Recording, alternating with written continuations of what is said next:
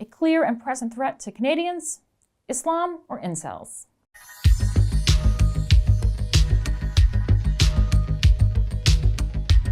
I saw this article in the CBC that read, "Why incels are a real and present threat for Canadians."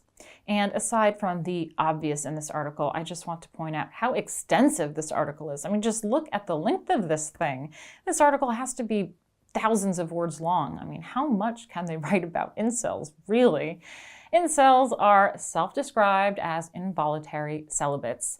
The article's header image is of an ominous male in a hooded sweater hovering over 4 computer screen monitors that all have the same website on it. I mean, how many monitors does it take to look at one website?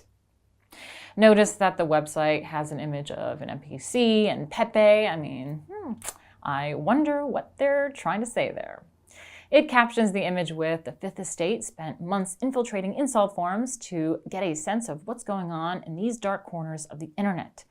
This story contains graphic content."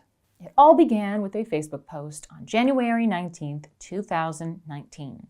A Colorado man named Christopher Cleary took to social media and laid out the plan for an attack that was coming together in his mind. The article continues on to tell the story of how this fella was an adult male virgin and attempted to shoot up women, and then goes into the story of Elliot Rogers, who also had social issues with women and went on to shoot up a sorority.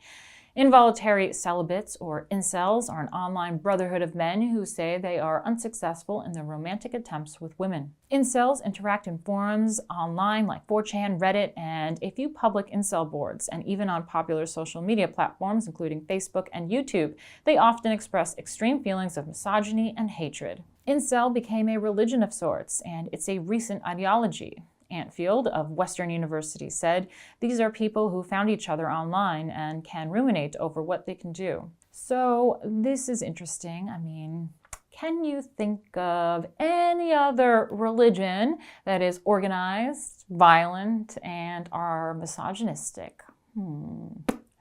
Well, this article claims that experts interviewed by the Fifth Estate have identified 120 instances of extreme violence in Canada by right-wing groups, including incels, in the past 30 years. This is compared to only 7 by Islamist-inspired extremists. So they are going to throw in all violence by right-wing groups, and God knows what else they are going to throw in there along with incels. But incel is a fairly new term, and it certainly wasn't around 30 years ago, so how exactly are they conducting the study? And only 7 Islamic-inspired instances of extreme violence? Oh, really? The article tries to say that incels are considered lone wolves, but should be considered an organized hate group. And that is interesting because that is exactly what Islamic extremism is, but they insist that Islamic radicalism is not an increasing concern. Something that the article is leaving out is that their experience infiltrating online groups, they're taking things out of context. A lot of people on the internet are just trolling and saying absolutely ridiculous things. I mean, this article even included the Virgin Chad meme in a serious manner. I mean, just look at this. This is ridiculous. But you know what's not a joke? Inspire magazine. That is a full manual instructing followers of the faith how to enact violence on infidels. And then there are experts like Barbara Perry, a criminologist specializing in hate crime at the University of Ontario Institute of Technology, and she is sounding the alarm on alt-right violence, including incels.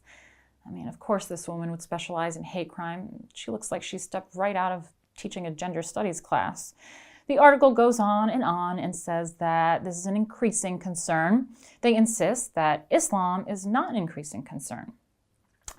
But the thing about this, though, is that Islam extremism is imported. It is much easier to deal with preventing threats coming into the country than it is to deal with a domestic issue.